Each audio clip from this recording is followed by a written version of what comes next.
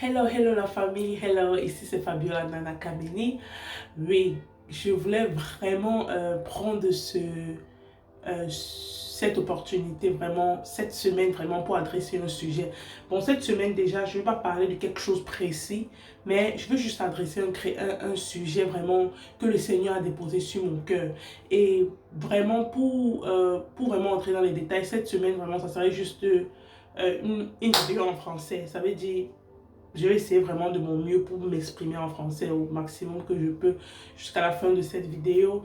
Euh, c'est juste qu'il y a certaines choses que quand je parle en français, je me sens plus à l'aise. C'est vrai que parler le français n'est pas synonyme d'écrit. Bon, vraiment, ne m'arrêtez pas, s'il vous plaît. Bon, du coup, alors, il y a un sujet vraiment qui m'interpelle cette semaine. Et le sujet là est l'identité du chrétien. L'identité du chrétien. Et avant de commencer cette vidéo, je veux juste vous raconter une petite anecdote que j'ai eue. Il y a de cela quelques temps, quand j'ai eu mon fils, je sais plusieurs d'entre vous, je ne sais pas que j'ai un enfant, mais j'ai un garçon, il a 2 ans.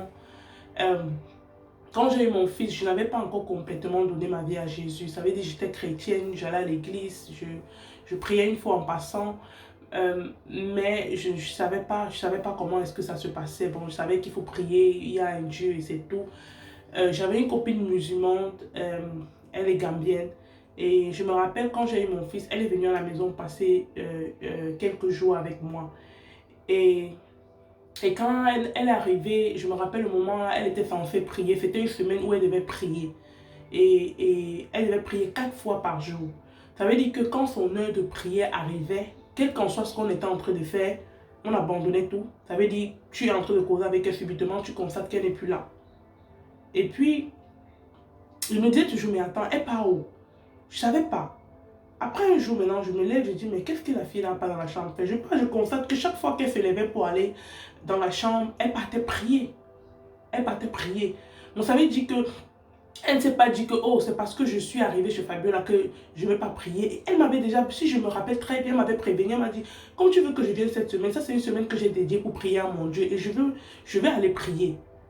Bah, quand elle est arrivée, quand son heure de prière arrivait, elle partait prier. Moi, je sais pas, je savais pas, j'étais pas encore, je ne connaissais pas encore vraiment le Seigneur de cette manière-là. Et du coup, pour moi, c'était que waouh, j'admirais son courage, j'admirais le fait qu'elle honorait son Dieu partout où est-ce qu'elle allait. Et ce matin, je voulais vraiment qu'on adresse ce sujet. Nous, en tant que chrétiens, parfois, on veut juste avoir ce titre, on veut juste s'appeler chrétien. Mais est-ce que réellement nous acceptons cette identité? Est-ce que réellement nous pratiquons la parole de Dieu? Parce que le Seigneur Jésus-Christ nous rappelle dans sa parole que tous ceux qui me régneraient sur cette terre ou devant les hommes, je les régnerai devant mon Père également. On savait que quand on dit aimer Jésus, ou peut-être qu'on dit être des chrétiens, nous ne devons pas choisir là où il faut être des chrétiens et choisir là où il ne faut pas être des chrétiens. Parfois, nous nous trouvons dans des situations où on dit, oh, je vais un peu essayer de m'accommoder ici parce que je ne veux pas que les gens commencent à penser que, oh, toi aussi tu es chrétienne. La parole de Dieu dit que toutes choses anciennes sont passées et les choses nouvelles sont venues. Ça veut dire que quand tu acceptes Jésus-Christ comme ton Seigneur et Sauveur et que jusqu'à là, tu n'es pas toujours capable de l'assumer devant ta famille, tu n'es pas capable de l'assumer devant tes amis et que ce changement n'est pas vu par tous. Ça veut dire soit tu es trop calme par rapport à ta vie chrétienne, soit tu as honte de Jésus. Je me rappelle, il y a un pasteur aux États-Unis que j'écoute vraiment beaucoup. Cet homme vraiment me bénit. Il me bénit. Oh Seigneur, tu ne peux pas imaginer. Le pasteur a dit, soit tu es trop calme par rapport à ta vie chrétienne, soit tu ne veux pas en parler, soit tu as honte de Dieu. Et ça, c'est vrai. Ça, c'est très vrai. Une autre petite anecdote que j'ai eue, je me rappelle une fois, je suis sortie très tôt le matin, j'allais au travail, je prends un taxi. Quand j'entre dans le taxi, je salue le chauffeur, il ne répond pas. J'ai dit, mais je n'ai pas compris pourquoi, mais je me suis dit, ah, peut-être il est fatigué le matin et tout.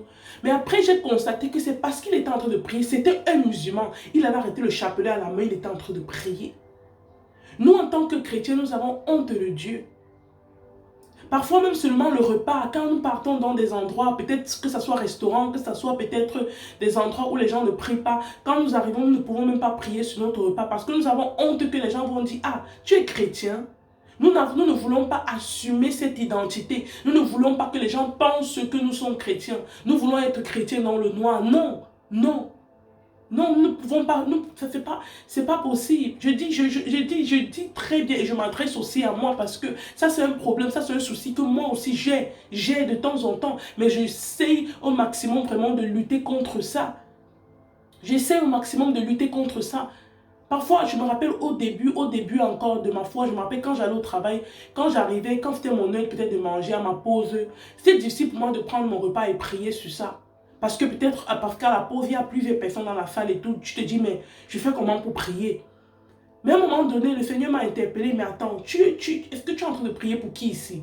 C'est pas pour ces personnes, mais c'est pour toi. Et c'est pour ce repas. Et tu es en train de respecter ma parole. La parole de Dieu dit, en toutes choses, disez merci au Seigneur.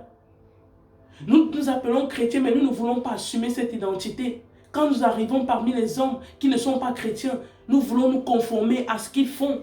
Nous voulons faire ce qu'ils font parce que nous ne voulons pas être appelés les outcasts. Outcasts en français, c'est un peu comme les, comment on dit, les rejetés.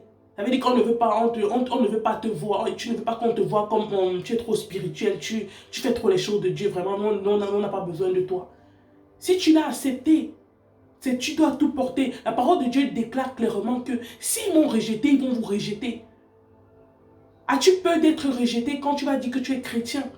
As-tu peur d'être humilié quand tu vas dire être chrétien? Parce que si tu es encore à ce niveau, c'est parce que peut-être tu n'as pas encore travaillé avec, tu ne t'es pas encore humilié devant le Seigneur. C'est important que nous comprenions que le Seigneur est là pour tous. Mais il ne peut pas venir s'imposer dans ta vie si seulement tu ne lui donnes pas comment dire, la clé de ta vie qui dit Seigneur, prends tout. Seigneur, contrôle ma vie. Seigneur, c'est toi qui diriges ma vie. Est-ce que le Seigneur dirige ta vie uniquement quand tu es dans ta chambre et que c'est le seul endroit où tu peux parler de lui? Est-ce que le Seigneur dirige ta maison uniquement quand tu es dans ton salon? Parce que parfois nous sommes des chrétiens qu'après que nous avons prié, c'était bon. Quand nous sortons là-bas dehors, c'est ça que vous allez voir parfois certaines personnes. Quand tu vas dire que tu es chrétien, il va dire, ah, tu es chrétien. Ne permettez même pas aux hommes d'arriver à ce niveau. Qu'un homme te voit et qu'il te dit directement, il te demande si tu es chrétien à travers ta vie, à travers le fait que tu acceptes tes valeurs, même devant les hommes. Tu n'as pas honte de Jésus, tu n'as pas honte de Dieu. Moi aujourd'hui, je dis, je m'en vais où il y a ma famille. Moi, je sais, ils vont connaître comment je suis devenu chrétien, je suis devenu une nouvelle créature. Moi, je ne le cache pas. Parce qu'aujourd'hui, celui qui guide ma vie, celui qui dirige mes pas, c'est Jésus. Celui qui est là, celui que à minuit, 1h, 2h du matin, je peux l'appeler, c'est Jésus seul.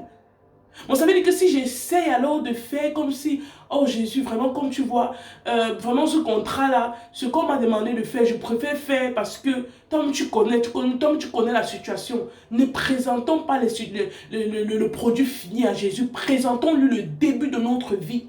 Présentons-lui le début, quand je dis début, quand on l'a accepté comme notre Seigneur et Sauveur. Prenons l'exemple sur les musulmans. Prenons l'exemple sur les musulmans. Nous avons le Dieu qui guérit, qui protège, qui délivre. Mais nous passons le temps à le rejeter. Mais la parole de Dieu est claire. Si vous me rejetez devant les hommes, je vous rejetterai devant mon Père. Est-ce que tu veux courir toute cette course et qu'à la fin de la journée, que ton Père te dit, mais tu étais un chrétien avec 10 faces. Quand tu étais là-bas, tu avais telle face. Quand tu étais là-bas, tu avais telle face. Quand tu étais là-bas, tu avais telle face. Moi, je parle partout, on doit savoir que je suis chrétienne. Que j'aime mon Dieu. Que j'aime mon Dieu.